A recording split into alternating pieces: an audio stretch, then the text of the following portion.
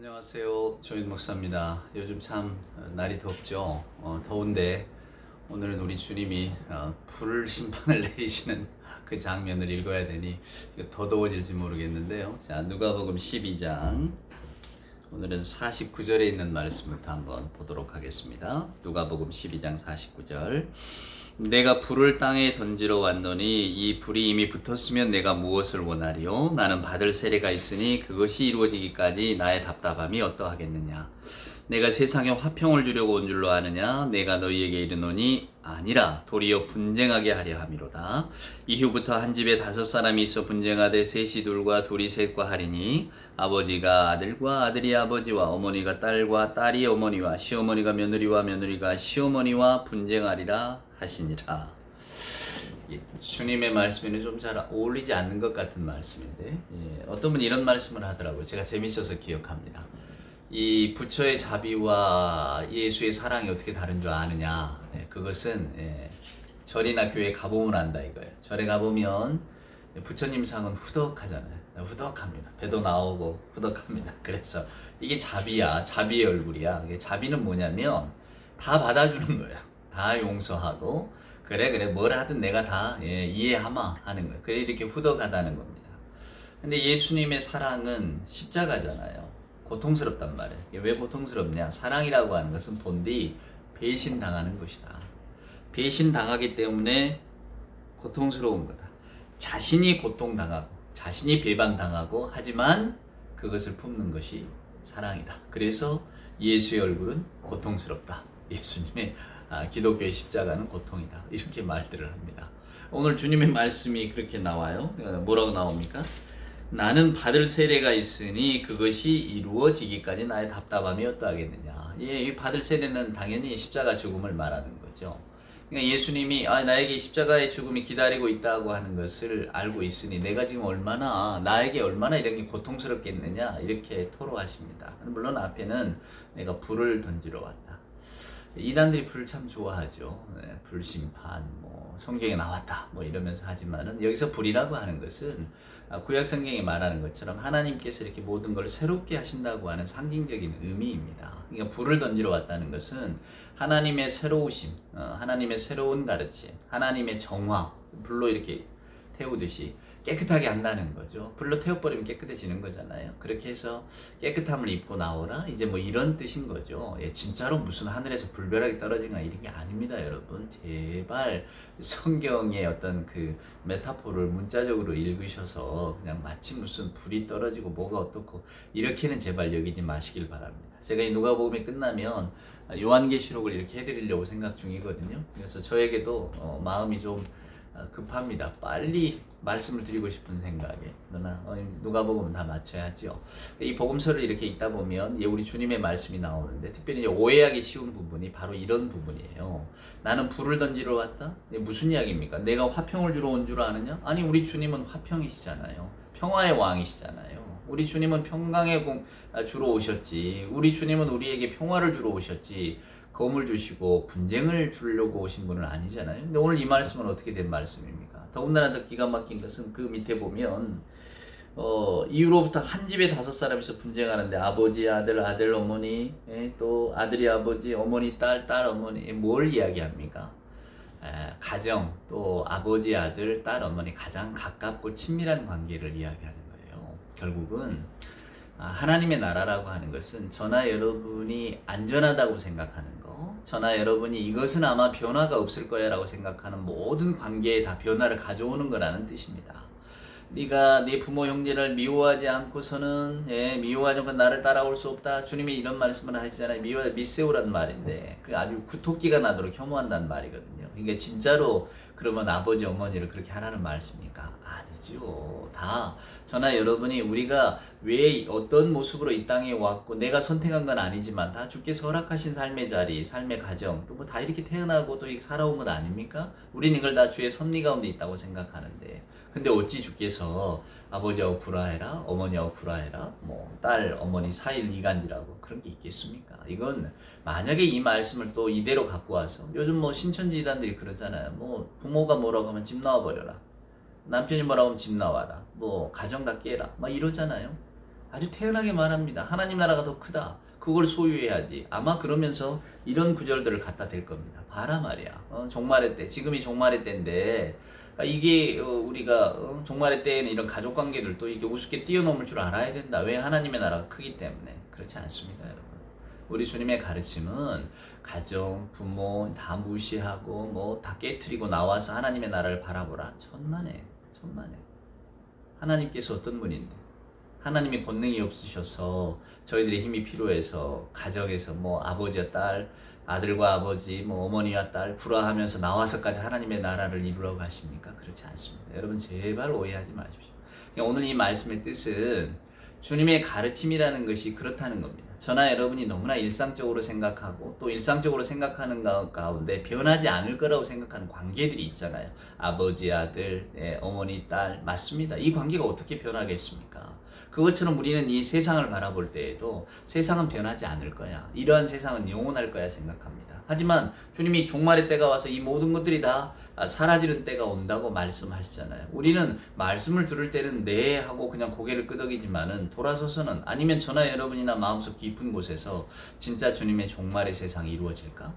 이렇게 생각하는 분이 누가 있습니까? 저나 여러분이나 지금 우리가 살고 있는 세계가 앞으로 계속 되겠지? 왜냐면 예적부터 이렇게 살아왔잖아요. 예적에도 이렇게 지내왔고 또 앞으로도 이렇게 지내올 것인데 그럼 이렇게 흘러가겠지. 우리가 주님 마라나타 주여서 오시옵소서 이렇게 기도는 하고 또 교회에서야 말씀도 하고 또 나도 소망으로서는 우리 주님 빨리 오셨으면 좋겠다 이렇게 말을 하지만은 진짜로 저나 여러분이 바라보고 있는 세상 이런 것들이 다 없어지고 또 전혀 성경에 말하는 주님의 나라 우리가 짐작할 수도 없고 우리의 머리로는 헤아릴 수도 없는 하나님의 통치가 이루어지는 그런 나라가 우리 앞에 다가올까? 사랑하는 여러분 잘 못 느끼시잖아요. 우리 주님은 그 말씀을 하시는 거예요. 여러분이 바라보고 있는 세상의 모든 질서, 가장 든든하다고 하는 질서 자체도 다 깨질 날이 온다는 거예요. 그것이 바로 오늘 주님이 불을 던진다는 것이고 여러분들에게 내가 평화를 주려 온 적 아니냐? 그러니까 여기서 말하는 평화라고 하는 것은 거짓 평화인 거죠. 사랑하는 여러분. 우리가 그저 이렇게 살아가는 것이 다 좋다고 여겨지는 거짓 평화 말입니다. 참 평화가 아니고. 하나님한테 찾는 참 평화가 아니고 저나 여러분이 그냥 느끼고 이만하면 됐다고 하는 인간의 육신이 느낄 수 있는 어떤 평화만 이게 나중에 다 깨지잖아요. 저나 여러분이 늙고 병들고 죽음 앞에 서면 오늘 우리가 이렇게 살아왔던 든든한 토대라고 여겼던 것들이 실은 아무것도 아니라고 하는 것을 이것이 어떤 영혼을 보장하는 것은 아니라는 사실을 우리가 깨닫게 되잖아요. 그럴 때 인간이 무상함을 알고 어떤 허무감에 사로잡히고 그러지 않겠습니까? 젊을 때야 다 좋아 보이고 젊을 때야 모든 걸 다 이룰 수 있을 것 같고 실패도 일어날 것 같지만 어느 정도 이렇게 나이가 들고 또 어느 정도 이렇게 내 어떤 그 건강이라든가 기력이 좀 쇠하는 것을 느끼다 보면 내가 어렸을 적에는 이런 걸 모르고 살았는데 지금은 이런 것들이 너무 당연하게 되었구나. 그러니까 어떤 인생에 대한 쓸쓸함과 동시에 내가 할 수 있는 게 그렇게 많지 않구나를 느끼는 순간부터 이제 우리 인간은 좀 더 겸손해지고 저나 여러분이 하나님의 나라를 소망하게 되지 않겠습니까? 주님이 지금 그 이야기를 하시는 겁니다. 저나 여러분에게 우리가 바라보는 세상은 영원할 것 같지만 그렇지 않다는 거예요. 우리가 경험하는 관계도 영원할 것 같지만 그렇지 않다는 겁니다. 오늘 주님은 시급성에 대한 이야기를 하시고 속히 저나 여러분에게 하나님께로 돌아오라. 왜냐? 우리들의 마음 자체가 계속해서 하나님으로부터 멀어지는 인생의 길을 걸어가기 마련이니까요. 그래서 오늘 주께서는 이 이야기를 하고 계십니다. 그러니까 여러분이 누가복음 12장에 있는 말씀들은 굉장히 긴박함이 있어요. 급하단 말이에요. 13장도 마찬가지지만 왜냐하면 종말에 대한 가르침이 들어있기 때문입니다. 우리가 안락하고 편안한 지금 이부자리에 누워서 이 말씀을 듣고 있는 게 아니거든요. 주님도 지금 예루살렘을 향해 걸어가시면서 저나 여러분에게 오늘 말씀한 것처럼 내가 지금 받을 세례가 있는데 내가 그 답답함이 얼마나 크겠느냐, 이것이 얼마나 고통스럽게 나에게 다가오겠느냐. 그래서 나는 여러분들에게 이렇게 절실하게 말할 수밖에 없다. 여러분들이 그저 이렇게 편안하게 그저 이만하면 됐습니다. 베드로, 야고보, 요한이 여기가 좋사오니 초막세계를 천만의 말씀. 하나님의 말씀, 하나님의 나라는 결코 이 세상의 삶에 족하면서 여러분들이 그저 이 세상의 삶을 마음껏 누리면서 그저 깊게 살면 그만이다 이렇게 말씀하지를 않아요. 우리에게 주어진 모든 삶의 조건들은 긍정으로 받아들이고 감사하지만 그러나 우리 기독교인의 마음속에는 항상 다시 오실 주님, 오실 그 일을 기다리는 마음으로 살아가는 것 아니겠어요? 이게 종말론적 영성 아닙니까? 그러니까 우리는 항상 일상의 삶을 살면서도 아니야, 하나님의 나라가 다가오고 있어. 또 일상의 삶을 이렇게 영위하면서도 또 우리가 그 안에서 계획을 세워가면서도 그럼에도 불구하고 아니야, 우리 안에는 우리는 하나님의 자녀라는 사실을 우리가 잊지 말아야 돼. 이런 생각을 하고 살아가는 거죠. 그럴 때 말입니다. 누군가 여러분의 옆에서 어떤 관계를 들어서 혹은 가장 어떤 친밀한 사람이 혹은 뭐 어떤 여러 가지 세상의 진리들을 가지고 야 그건 아니야 이렇게 이야기할 때에 좋은 건 좋은 거지, 그죠? 행복하게 살면 그만 아니야? 그저 우리가 이렇게 목숨 붙어 있는 동안만 즐거우면 그만 아닌가? 그리고 뭐 남들의 삶이 어쩔 것 없이 내 삶이 좀 근사하면 되는 거 아니야? 이렇게 이야기할 때에 그것은 아니라고 이게 어쩌면 세상에 분열을 가져다 줄 수도 모르죠. 저나 여러분에게도 마음껏 인생을 즐기지 못하게 할 줄도 모릅니다. 왜 내가 내 인생만 즐거우면 그만인 것이지 남의 아픔도 야 저 사람이 얼마나 고통스러울까 이렇게 봐야 됩니까? 사랑하는 여러분, 저 사람이 왜 저렇게 힘들어할까? 내가 왜 그 걱정을 해야 됩니까? 내 자녀도 아니고 내 부모도 아닌데. 주님의 십자가가 그런 걸 여러분 어떡하겠습니까? 주님의 십자가는 배신을 당하고 고통스러워도 끝까지 사랑하시는 사랑인데 어떡하겠습니까? 그 주님이 세상의 모든 사람을 다 사랑하셨다는데, 당연히 비반할 줄 알면서도 사랑하셨다는데, 그래서 그렇게 힘들고 고통스러우시지만 사랑으로 십자가의 사랑으로 당신의 사랑을 완성하셨다는데 우리가 어떡하겠습니까? 크리스찬, 예수 그리스도를 닮아가고 따라가는 사람들, 주님의 모습을 닮아야죠. 그러니까 주님이 세상의 모든 아픔을 내 아픔으로 여기셨던 것처럼 이제 저희들도 거기에 그저 조금이라도 이렇게 마음의 자리를 열어두려고 애쓰는 사람이 되는 것 아니겠습니까? 그것이 때로는 세상에 분열과 불화를 불러올지도 모르죠. 남들을 볼 때 야 뭐 다 이만하면 됐는데 왜 엉뚱한 소리를 하고 있느냐 이렇게 이야기를 할 때에 그래도 그렇게 사는 건 다가 아니죠. 이렇게 말할 수 있는 용기. 제가 언젠가 그 퍼스트 리폼드라고 하는 영화, 그 퍼스트 리폼드 교회의 어떤 그 목사님이 그 환경운동가를 물론 이 사람 나중에 그 너무 그 환경에 대한 고민 때문에 그냥 자살을 하고 맙니다만은 자기도 모르게 그저 옛적의 어떤 그 기념적인 역사만 팔고 결국 교회가 교회 역할을 하지 못하고 그저 어떤 자본가의 이런 것들 헌금을 받아서 그 이들을 죽여주고 혹은 또 뭐랄까 일종의 괜찮다고 선포해주고 실은 환경오염을 다 시키는 건데 그런 것들을 괴로워하는 모습이 그 영화 속에 나오는데 저는 그것이 마땅히 우리 기독교인의 모습이라고 생각합니다. 다른 사람들은 그럴 수 있죠. 발전하고 발달하고 돈 많이 버는데 왜 거기에다 대고 토를 다 하느냐, 왜 말을 하느냐, 그냥 조용히 있으면 다 편안할 텐데 왜 조용한 그 마을에 혹은 잘 굴러가고 있는 교회에 평지풍파를 일으키느냐, 아마 이렇게 말할 수도 있죠. 근데 그 콜러라고 하는 목사님은 그 일들을 하거든요. 이것은 하나님이 보시기에 선하지 않은 일이다.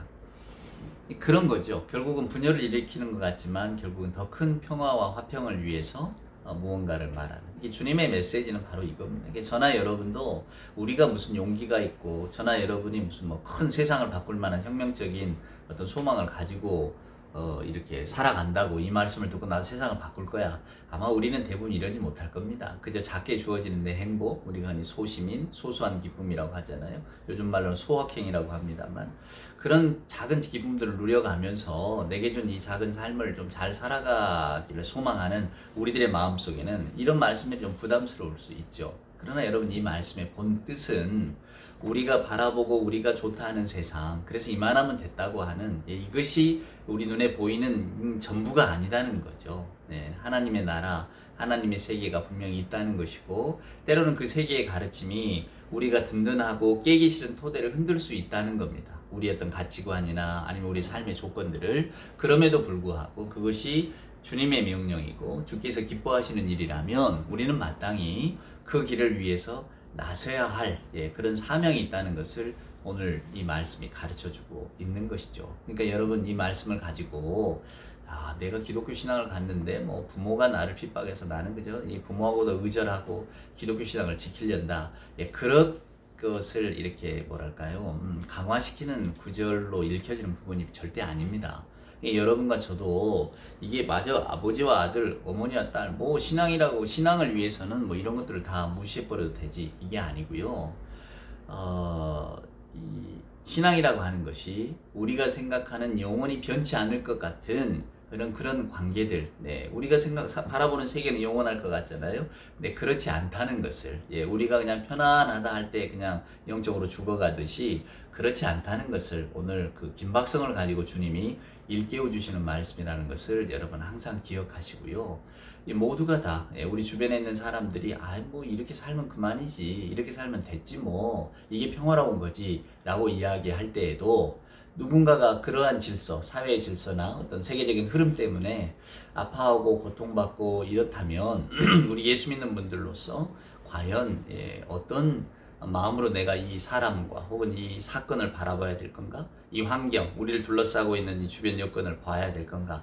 이런 것들을 한 번쯤은 고민해 보라고 우리 주님이 주신 말씀입니다. 그럴 때 우리 주님의 말씀이 불이 되는 것이고, 화평이 아니라 분열로 다가오는 거죠. 이것은 우리들의 그냥 세상에 젖어가기 쉬운 저나 여러분의 연약함을 일깨우는 말씀이시지, 우리 아까 말씀드린 것처럼 그냥 문자 그대로 우리 기본의 어떤 관계, 가족 관계를 깨도 된다, 이런 말씀으로 주어진 것은 아니라는 사실을 항상 기억하시면서, 그래요, 우리 주님의 말씀은 언제나 세상을 깨우는 그런 말씀이시죠. 여기 오늘 이 말씀에 세상에 젖어 있는 우리들의 정신이 좀 번쩍 나는, 우리들의 어떤 그 얼어붙은 마음들이 좀 깨트려지는 도끼와 같은 말씀이 되기를 소원합니다.